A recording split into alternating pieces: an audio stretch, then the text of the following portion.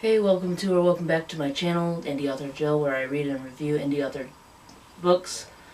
If you're new here, I'm doing a blind date with a book type thing this year, where I pull a number out of my box. And I've just finished one book, so we're on to the next one. I think the When Stars Explode was the last one I just finished. So we'll go on to the next one. Ooh. 63. 63.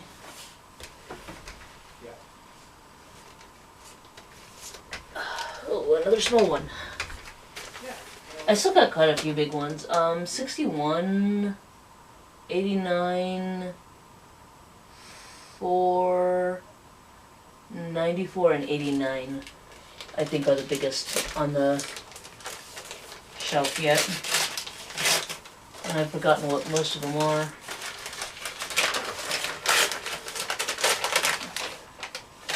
Ooh. Okay.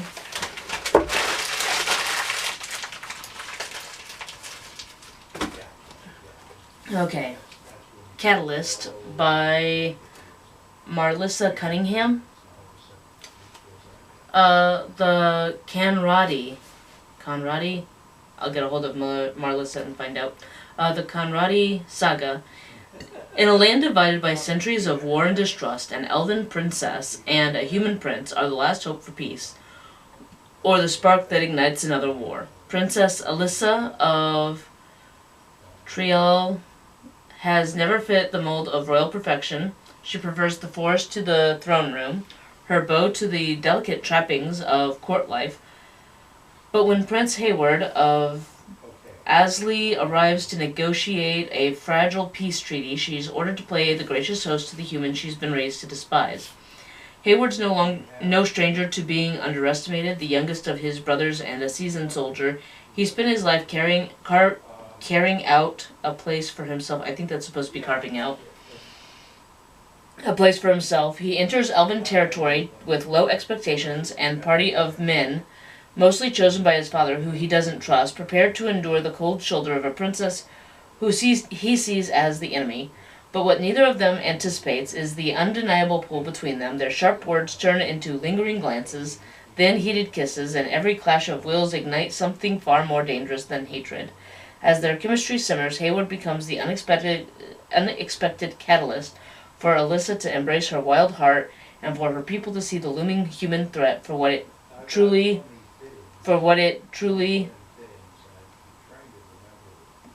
can. The pair concoct a way to bring about lasting peace or ready her people for an inevitable war? Will their love be powerful enough to change the fate in their realms forever? This romantasy debut is a tale of passion, prejudice, and the power of choosing love in a world that demands war. Okay, so first thing I want to see is, okay, book one. Ah ha ha! We have a table of contents. Love it. Love to see it.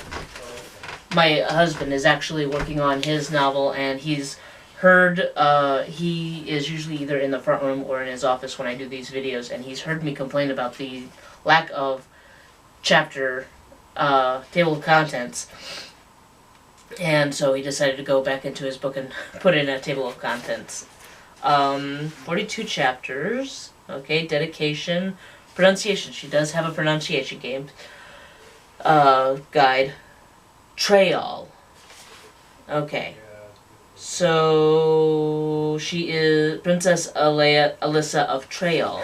Okay, Asley, Danteres, Deeker, Ambrogio, Silvari, Elisiana, Cole, Eris, Katia, Cirrus, and Kaifin. Okay, oh, and we have a trigger warnings. That's nice. Sexually explicit content, fantasy, racism, violence including but not limited to hunting, attempted murder, and war, minor gore, and mentions of blood. Yeah, Paragon Exordium did not come with any trigger warnings, and I don't know if it should have or not.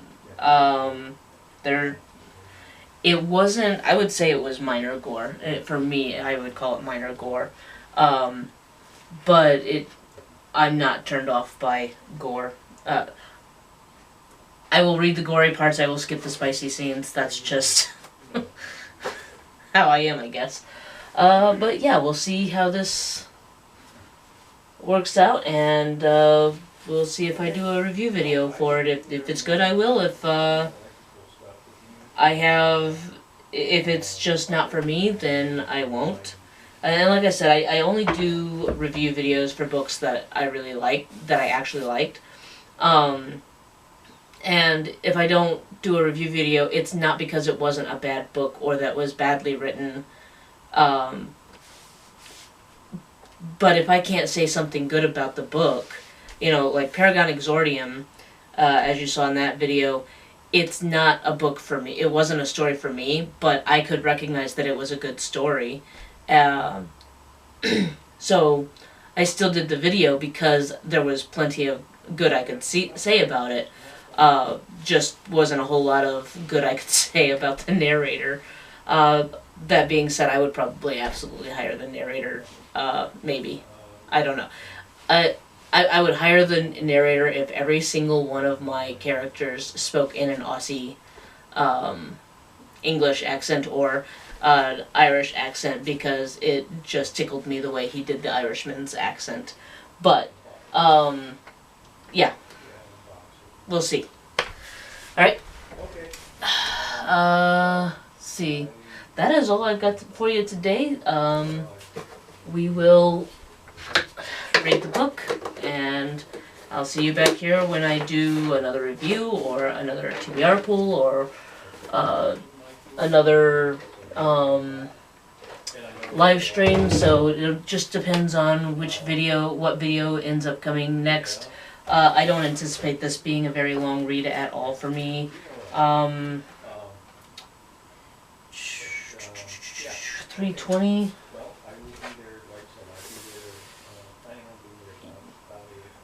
I don't know if you can hear my husband talking to his son on the computer, on the phone in the other room. But I don't care if you can.